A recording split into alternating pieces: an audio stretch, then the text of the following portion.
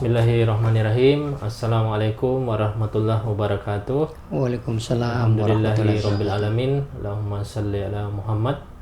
Alhamdulillah kita berjumpa lagi di podcast Dokter Literasi, inspiring dan informatif. Kali ini alhamdulillah kita kedatangan narasumber yang luar biasa, guru kami Bapak Dr. Sudirman Kato, spesialis penyakit dalam, konsultan penyakit tropis dan infeksi Vinasim. Kita menyapa dulu narasumber kita. Assalamualaikum, Dok. Waalaikumsalam warahmatullahi wabarakatuh. Alhamdulillah. Sehat, Dok? Alhamdulillah. Ya. Terima kasih banyak sudah bersedia hadir di kesempatan kali ini.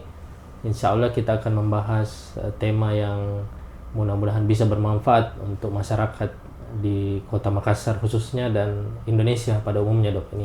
Ini berkaitan dengan tema Hari AIDS sedunia yang tanggal 1 Desember 2025. Banyak hal yang akan kita perbincangkan insya Allah, juga sesuai dengan keahlian bidang ilmu guru kami Dr. Sudirman Kato. Ya, mungkin sebagai pengantar, Dok, di awal kita menyapa masyarakat dan mungkin menggambarkan sekilas perbedaan HIV dan AIDS ini, karena masyarakat masih sering tertukar-tukar, Dok, terkait dua ini. Ya, baik, terima kasih, Dok. Jadi memang bukan hanya masyarakat ya, dari teman-teman medis pun masih sulit membedakan antara HIV dengan AIDS. Ya kan, kalau kita ngomong HIV berarti kita ngomong virusnya. Artinya harus ada kata infeksi di depan HIV. Jadi si A terinfeksi HIV. Kalau AIDS itu kan penyakitnya. Nah, AIDS disebabkan oleh virus HIV. Jadi boleh kita sebut si A AIDS, itu boleh. Ya, tapi kalau misalnya si A HIV itu harus ikut kata infeksi di depannya. Ya, jadi terinfeksi HIV. Ya, mungkin itu yang perlu dipahami. Perbedaan umumnya, Dok. Iya, perbedaan. Jadi seseorang yang terinfeksi HIV belum tentu AIDS, Dok. Ya, jadi terinfeksi HIV belum tentu muncul penyakitnya. Iya. Kalau sudah AIDS pasti terinfeksi HIV karena terinfeksi. Penyebabnya adalah virus HIV. Iya. Ada juga, Dok, biasa katanya masyarakat, saya belum AIDS tapi cuma HIV. Apakah bagaimana, Dok? Ya, jadi saya bilang jadi terinfeksi HIV, tapi gejala klinis belum ada. Jadi biasanya itu pada stadium 1. Oh iya. Iya. Jadi kalau di stadium WHO itu stadium 1 itu ringan. Tidak ada gejala biasanya. Iya. Jadi memang belum masuk ke penyakitnya belum. AIDS ini, Dok, ya. Dan kalau kita lihat, Dok, sepengalaman dokter ini praktek di rumah sakit, di praktek mandiri, banyakkah kasus terinfeksi HIV ini dan tidak menjadi AIDS, atau lebih banyak sudah menjadi AIDS? Bagaimana, Dok, yang Iya, jadi hampir seimbang sebenarnya, Dok. Jadi karena sekarang mungkin karena nutrisi, edukasi lebih bagus sehingga pasien-pasien yang terinfeksi HIV itu hampir sama dengan yang muncul gejala AIDS-nya itu. Iya, hampir sama. Jadi seimbang, Dok, Seimbang, angka kejadian ini. Ya. Izin, Dok, kalau kita bicara angka ini kan kita di Kota Makassar banyak sudah dirilis juga dari Dinas Kesehatan, kemudian di Indonesia juga sudah banyak dirilis. Mungkin boleh dokter sampaikan data terkini terkait infeksi AIDS ini, Dok. Iya, jadi sebenarnya kalau di Makassar sendiri itu sekitar 6.000-an. 6.000-an. Iya, yang mengakses obat antivirusnya. Cuman tersebar di beberapa layanan. Kan layanan PDP namanya. Hampir semua rumah sakit ada layanan PDP-nya. Iya, jadi 6.000-an, Dok, ya. Sekitar 6.000-an kasus di tahun 2025 ini. Iya. Dan masyarakat yang mengakses obat itu gratis, Dok. Alhamdulillah sampai saat ini pemerintah menggratiskan. Ya, karena dilihat digembor-gemborkan di media bahwa yang berobat AIDS ini memperoleh pengobatan gratis. Di puskesmas juga mungkin, Dok, ya? Puskesmas ada. Kita di Makassar ada 7 atau 10 itu puskesmas. Kalau rumah sakit hampir semua. Rumah sakit sudah dilatih untuk layanan PDP-nya. Dokter, jadi sebelum pasien-pasien ini atau masyarakat ini mengambil obat, tentu dia ingin memeriksakan dirinya dulu, apa dia betul-betul terinfeksi atau tidak. Itu gratis juga, Dok? Iya. Jadi kalau misalnya masyarakat ingin mengetahui statusnya itu boleh. Jadi ke layanan PDP di puskesmas atau di rumah sakit umum kota atau kabupaten itu bisa datang memeriksakan diri bahwa saya mau tes ini HIV. Mungkin ada faktor risiko atau apa ya biasanya. Itu dites dengan metode dengan teknik 3 metode. Karena kalau satu metode saja itu screening. Kalau mau diagnosa pastinya ya 3 metode. 3 kali tes maksudnya? 3 macam alat rapid test yang berbeda. Oh iya. Iya, jadi rapid test yang pertama itu hanya screening. Iya. Rapid test yang kedua diagnostik dan ketiga diagnostik. Iya. Jadi masyarakat mungkin melalui podcast ini yang merasa ada kecurigaan, ya, ada faktor risiko, faktor risiko bisa datang ke layanan primer atau ke rumah sakit terdekat yang menyediakan layanan tersebut, dok. Jadi ada 3 metode tadi seperti yang jelaskan dokter. Jadi kalau metode pertama, misalnya dok ini positif, berarti belum tentu dok ya? Belum tentu, itu screening. Harus lanjut ke metode kedua dan metode ketiga. Jadi harus tiga harus 3 metode baru kita diagnosa. Jadi jangan dulu buru-buru menstigma dirinya atau mempositifkan dirinya dengan itu. Tapi kalau ada kecurigaan, nah ini dok yang orang-orang yang patut kita curigai. Ini siapa-siapa saja atau biasa mungkin dikenal di literatur apa populasi kunci itu, dok ya? Iya, jadi key population ya kalau di literatur atau populasi kunci itu adalah kelompok orang yang berpotensi menularkan virus HIV. Ya, paling sering itu ya kalau kita baca di internet atau di mana itu LGBT ya. Jadi lesbi, gay, biseksual. Jadi orang yang melakukan seks berisiko. Ya, siapapun itu melakukan seks berisiko potensi. Ya, kemudian yang di screening wanita hamil. Karena program pemerintah sekarang triple eliminasi. Betul. Hepatitis, sipilis, HIV itu diperiksa. Hepatitis. Tuberkulosis itu di screening semua. Kemudian pasangan ODIF, sekarang istilahnya ODIF, kalau dulu kan ODA, itu di screening juga. Kemudian anak dari ini pasangan ODA, kemudian pasangannya, kemudian warga binaan pemasyarakatan. Itu jadi, populasi kunci dok ya? Yang populasi berisiko yang biasanya kita dianjurkan untuk screening. Ya, tapi kalau teman-teman tinggal di daerah epidemi meluas seperti di Papua, maka itu siapapun datang ke Vaskes itu boleh diperiksa. Dites. Kalau dites HIV. Kalau kita kan epidemi terkonsentrasi. Jadi hanya 8 kelompok tadi yang diperiksa. Jadi ada daerah tertentu yang menjadi pusat epidemi. Jadi kalau dia tergolong epidemi meluas itu boleh memeriksa HIV pada kelompok apapun. Kalau Kota Makassar masih epidemi terkonsentrasi jadi faktor risiko yang 8 kelompok itu yang populasi kunci itu yang boleh men-screening dirinya dok. Dan itu gratis dok. Gratis. Bisa ditekankan. Jadi kami ulang lagi melalui edukasi podcast ini, jangan ragu untuk masyarakat ataupun lapisan anak-anak, dewasa, orang tua yang memang berisiko atau menyadari dirinya, silahkan datang memeriksakan layanan pemerintah, bukan layanan swasta ya, kan swasta kan berbayar dan gratis. Kalau misalnya juga tadi sudah ditekan oleh dokter positif, misalnya kadarullah dia positif, itu juga memperoleh pengobatan gratis juga dok. Dan ini juga dok ada pertanyaan biasa, memang harus seumur hidup pengobatan itu dok? Kalau sampai saat ini sebenarnya secara teori itu hanya bisa menekan virus. Tidak bisa menyembuhkan. Tapi kenyataannya kan sekarang sudah ada 9 orang yang dinyatakan sembuh dari HIV. Cuman bukan karena ARV, bukan karena obat antivirusnya, tapi karena stem cell begitu. Jadi ada misalnya, dia kena keganasan darah, tapi ada HIV juga. Keganasan darahnya diobati dengan stem cell, sembuh keganasannya, hilang juga HIV-nya. Ditemukan secara kebetulan. Itu mungkin dok. Ada variabel lain berarti dok ya yang bisa masuk untuk mengintervensi virus HIV ini, jadi bisa sembuh. Tapi kalau dia tunggal, pada umumnya sih HRV tidak bisa menghilangkan, cuma menekan dok ya, menekan saja jumlah virus itu. Baik dok, kemudian ini pertanyaan berikutnya terkait mitos-mitos ini yang banyak juga beredar di masyarakat tentang HIV/AIDS, cara penularannya begitu dok. Kan ada yang biasa tidak mau berjabat tangan, ketemu temannya sudah dia tahu statusnya. Ini bagaimana dok terkait mitos tersebut? Jadi kan ada 4 sumber penularannya. Yang pertama dari darah, cairan mani dan cairan di perempuan itu, kemudian air susu ibu. Itu 4 fokus anunya. Yang komponen yang sangat potensi menularkan. Artinya apa? Kalau darah itu harus kontak darah. Jadi luka dengan luka. Jadi kalau pasiennya luka, orang lain luka sentuhan pindah. Atau hubungan badan kan pasti ada perlukaan, itu pindah. Tapi kalau misalnya tidak ada, gampang pindahnya. Jadi itu saja. Jadi darah, cairan semen, cairan perempuan dan air susu ibu.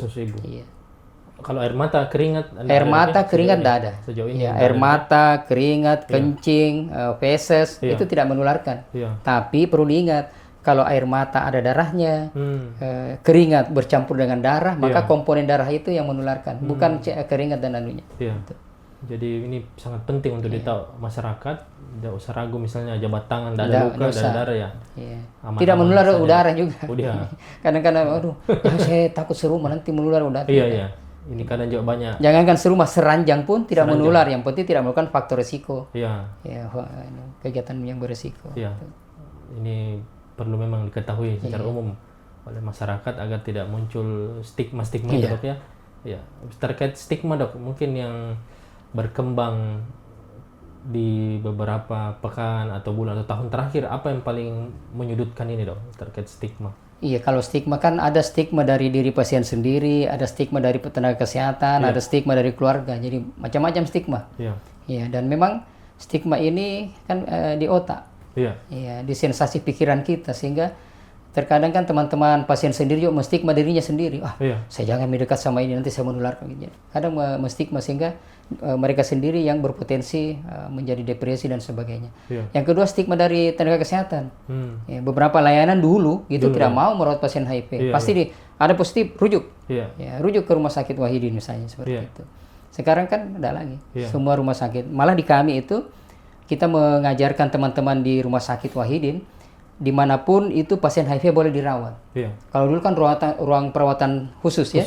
Sekarang enggak. Jadi kasusnya kalau dia patah tulang ya di perawatan ortopedi, rencana operasi di bedah, begitu. Keadaannya di mata, perawatan mata. Ini enggak dikumpul lagi satu tempat. Dulu isolasi, Dok, ya, dulu terkumpul di satu tempat, jadi gampang deteksi. Sekarang enggak lagi. Gitu. Kemudian stigma dari masyarakat ya itu. Ya saya keluarganya, saya tidak mau serumah, mau beda lantai, alat makanan dan minumnya semua dipisahkan, itu juga salah satu bentuk stigma. Dulu juga, Dok, kita lihat poli-poli HIV ini terpisah, terkhusus, Dok ya. Sekarang sudah mulai gabung aja dengan poli biasa. Jadi pasien juga tidak merasa risih. Kadang dulu kita lihat pasien itu datang sembunyi-sembunyi atau mungkin di jam-jam tertentu, atau bahkan temannya yang disuruh. Tapi sekarang stigma itu sudah mudah-mudahan bergeser, Dok, ya, di masyarakat ya. Nah ini, Dok, ada juga biasa yang sering ditanyakan oleh masyarakat terkait melakukan tes HIV ini, Dok.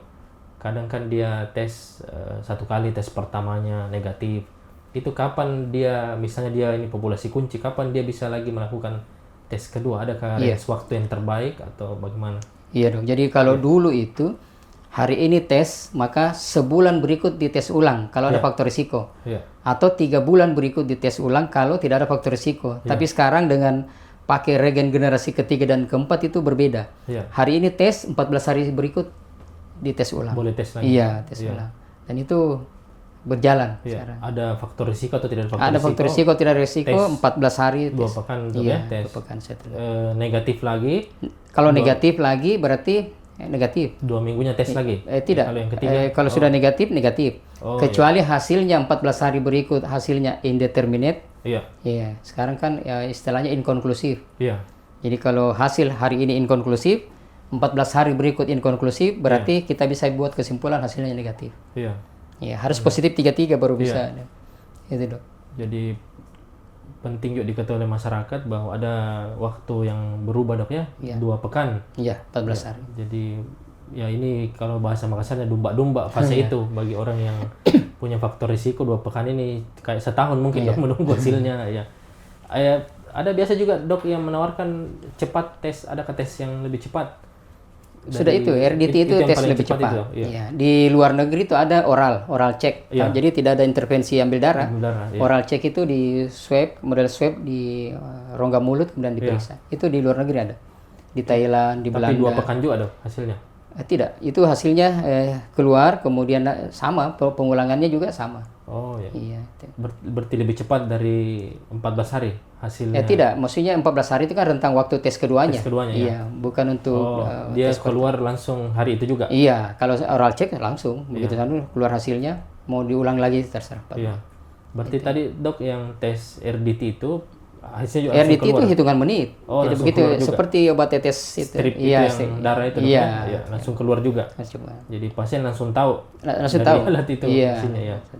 Jadi langsung pulang dengan gembira kah atau dia perasaan murung. Nah, ini juga banyak dok terkait ada kan kalau poin itu kapan status HIV itu bisa dibuka ke masyarakat, kemana misalnya ada pasien datang dan tes, oh ternyata positif terinfeksi virus HIV, itu siapa saja yang boleh tahu dari hasil itu dok? Iya, jadi kan ada undang-undangnya, jadi ada Permenkes 2013 itu kepada siapa saja kita bisa membuka status HIV orang. Iya dok. Yang pertama itu tentu ke tenaga medis yang merawatnya.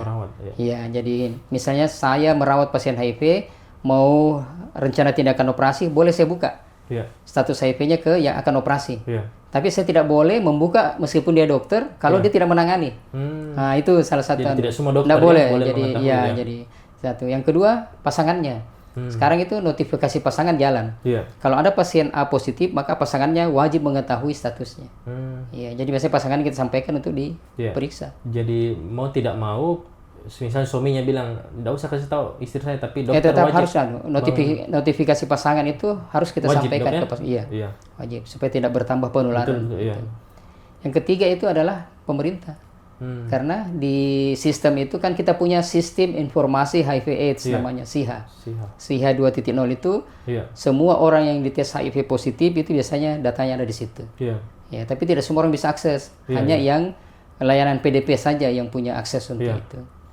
Jadi tidak mudah untuk dibuka. Tidak. Jadi jelas siapa-siapa saja yang harus tahu. Karena kadang kan ada, biasa kita lihat pasien dok menangis-menangis dan jangan beritahu nanti saya cerai atau apakah di rumah tangganya, tapi kita wajib dengan notifikasi pasangan boleh nih. Atau anak-anak mungkin ya orang tuanya diedukasi bahwa yang belum menikah dok, yang belum menikah, yang masih dalam tanggungan orang tua biasanya kita itu boleh juga dok diberitahu orang tuanya dan orang tuanya jangan lagi menyebarkan misalnya karena orang tuanya kan yang terbalik sering itu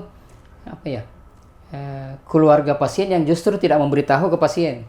Dok, jangan kasih tahu pasiennya karena nanti stres pasien, padahal pasiennya mau minum obat. Nah, itu repot.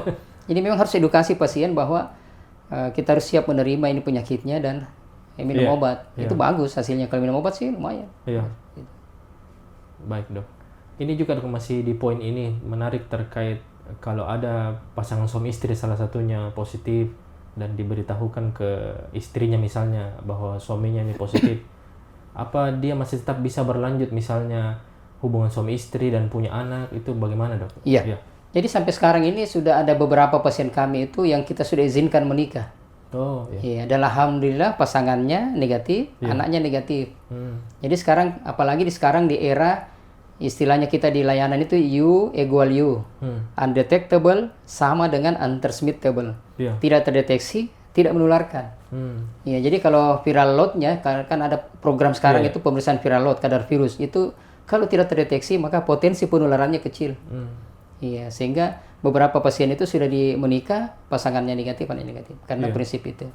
Yang penting minum ARV-nya on time, itu biasanya virusnya tersupresi, itu boleh. Boleh ada syarat itu dok ya? Iya. Kalau dia tes HIV viral load-nya masih terdeteksi, maka wajib pakai pengaman, pakai kondom. Tetap boleh melanjutkan hubungan dengan pasangannya, tapi pakai pengaman. Pakai pengaman kalau dia CD4 viral load-nya masih terdeteksi atau CD4 di bawah 500.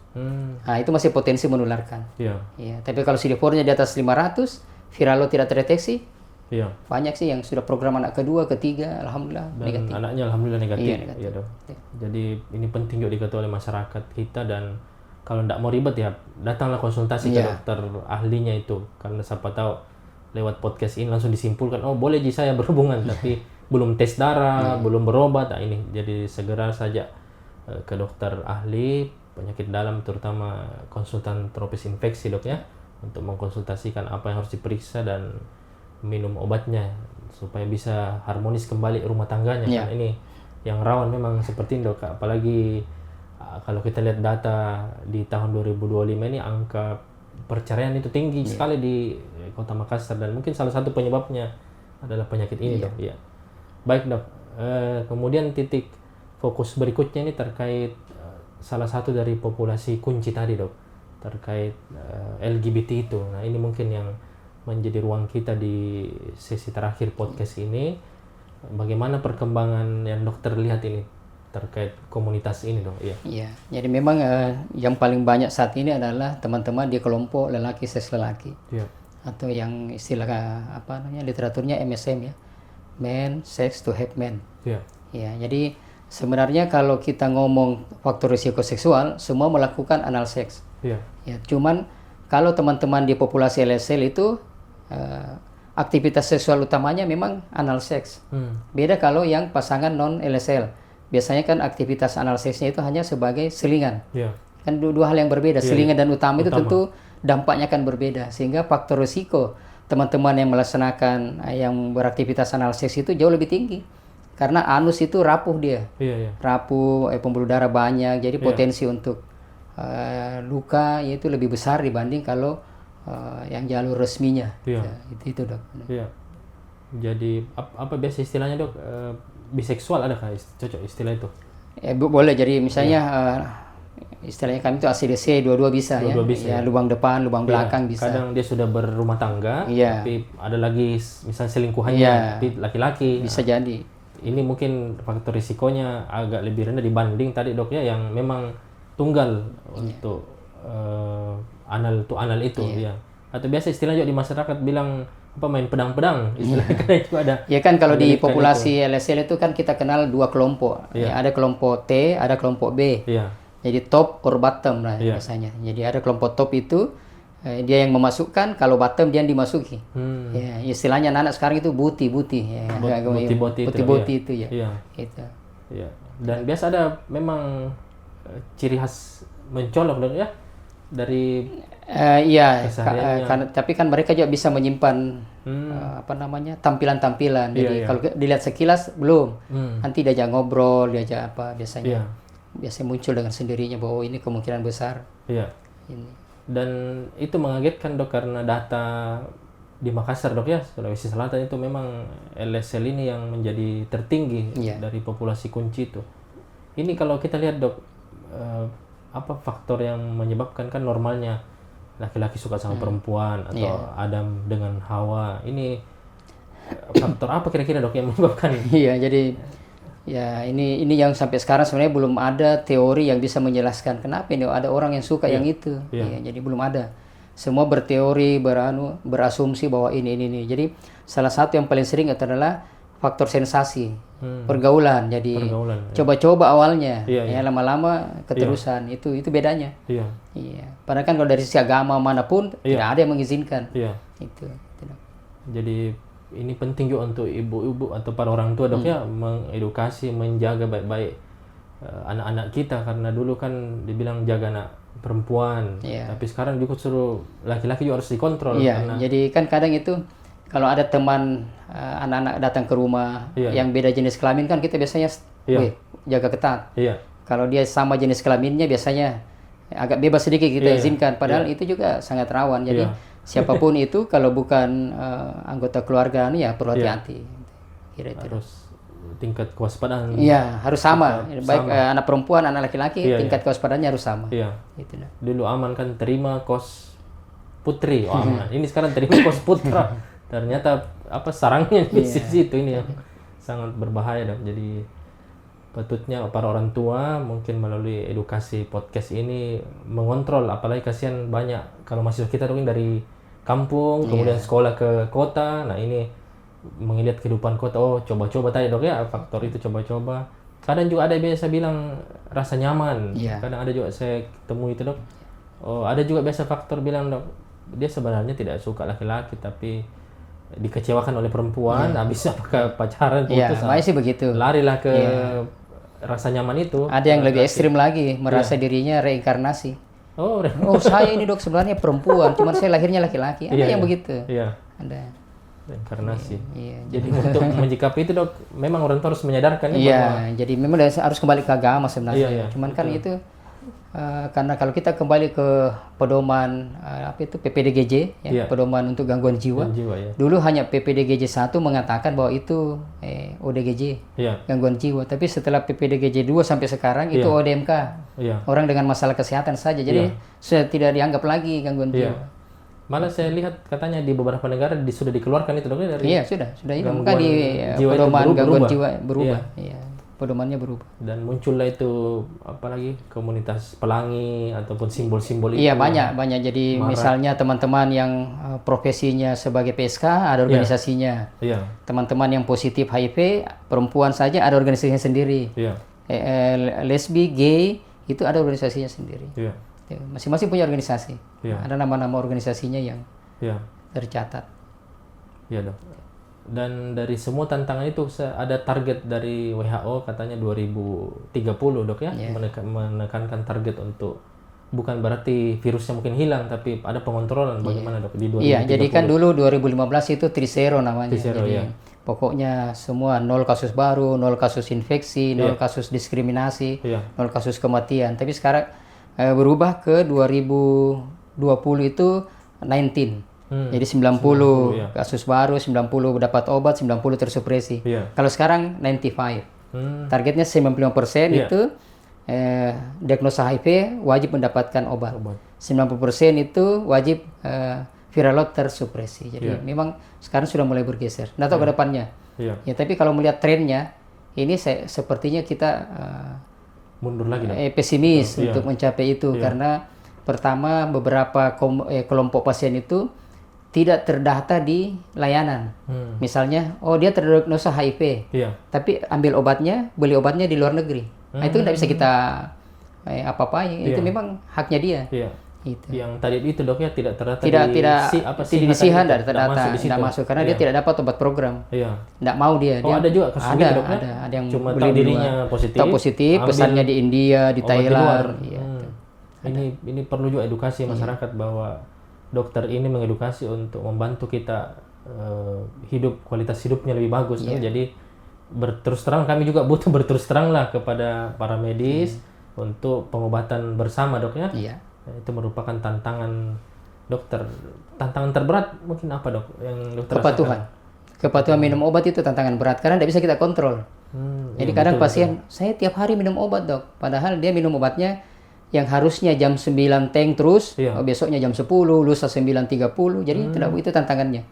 Ada range, kepatuhan itu sangat sulit kita kontrol. Harus tiap hari dan waktunya sama. Iya, tiap hari dan waktunya sama karena kita mengatur kadar konsentrasi obat dalam darah. Betul.